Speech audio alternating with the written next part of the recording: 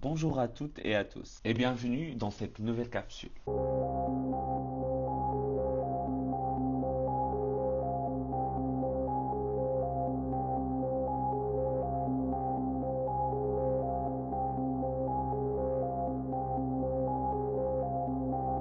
Aujourd'hui, je veux parler d'un texte qui a changé l'histoire et qui encore aujourd'hui guide nos combats pour un monde plus juste. La Déclaration universelle des droits de l'homme. Adoptée par l'Assemblée générale des Nations unies le 10 décembre 1948. Cette déclaration est un véritable tournant dans l'histoire de l'humanité. C'est un texte qui proclame les droits fondamentaux de chaque être humain, sans distinction de race, de sexe, de religion ou d'origine. Mais au-delà des mots, qu'est-ce que cela signifie vraiment pour nous aujourd'hui? Et pourquoi est-ce toujours aussi crucial? C'est ce que nous allons explorer ensemble dans cet épisode.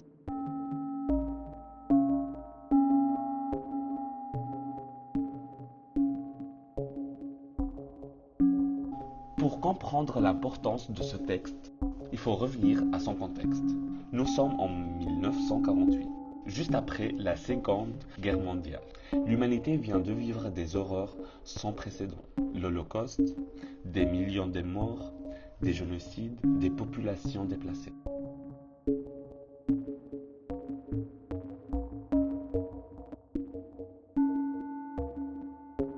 Le monde a pris conscience que l'absence de droit universel pour protéger les individus pouvait mener à des atrocités inimaginables.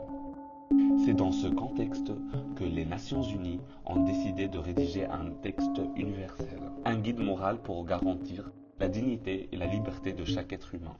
La Déclaration universelle des droits de l'homme a été adoptée à Paris par 48 pays. Elle repose sur un principe simple mais révolutionnaire.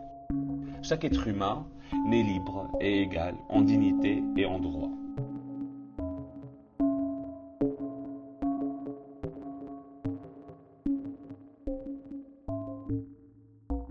Le texte se compose de 30 articles, chacun énonçant un droit fondamental.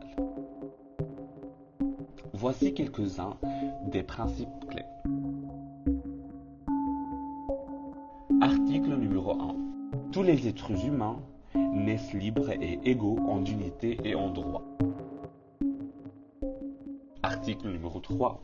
Tout individu a droit à la vie, à la liberté, à la sûreté de sa personne. Article numéro 5. Nul ne sera soumis à la torture, ni à des peines ou traitements cruels, inhumains ou dégradants.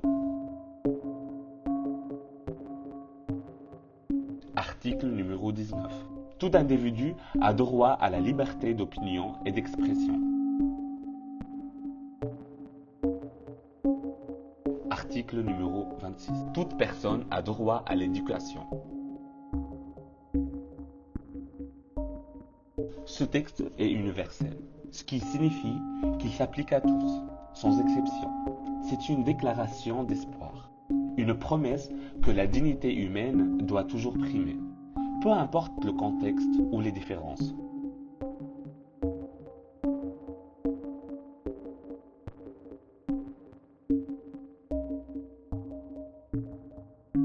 Certains pourraient se dire, mais pourquoi parler de la Déclaration universelle des droits de l'homme aujourd'hui?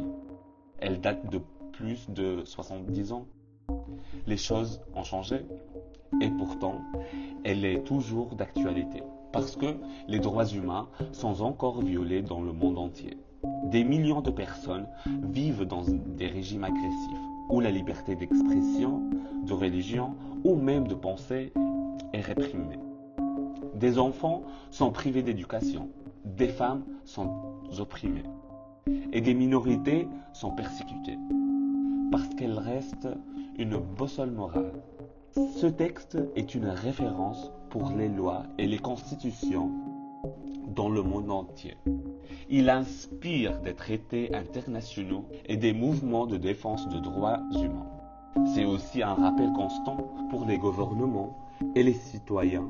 Les droits humains ne sont pas négociables. Parce que nous avons tous un rôle à jouer. La déclaration n'est pas qu'un texte destiné aux politiques ou aux juristes. Elle concerne chacun de nous. Elle nous invite à défendre ses droits, à dénoncer les injustices et à agir pour protéger la dignité humaine.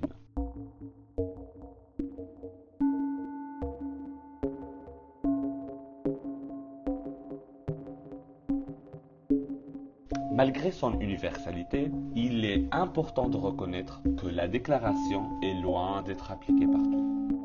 Dans certains pays, les droits humains sont systématiquement bafoués. Les inégalités sociales, économiques et politiques empêchent des millions de personnes d'accéder à ces droits. Et même dans un pays dit développé, les discriminations, le racisme et les injustices persistent.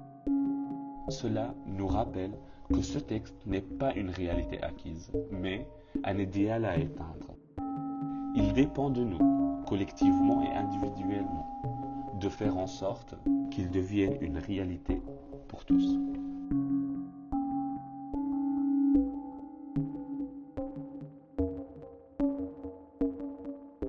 Vous vous demandez peut-être, mais qu'est-ce que je peux faire moi pour défendre ces droits?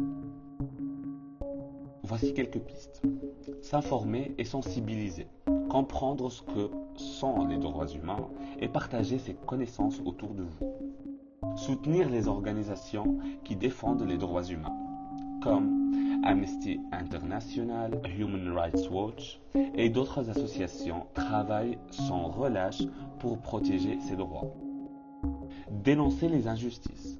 Ne pas rester silencieux face à des discriminations ou des violences ou des violations des droits humains, même dans votre entourage. Participer à des actions concrètes, que ce soit en signant des pétitions, en soutenant des campagnes ou en participant à des manifestations. Chaque geste compte.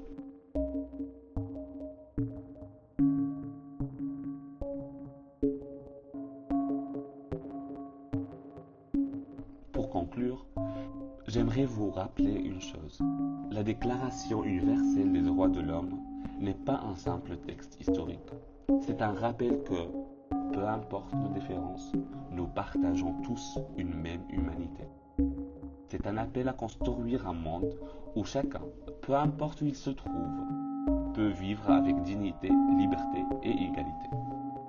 Alors aujourd'hui, prenons un moment pour réfléchir à ce que ces droits signifient pour nous. Et pourtant, demandons-nous, que pouvons-nous faire à notre échelle pour que ce texte soit une réalité pour tous?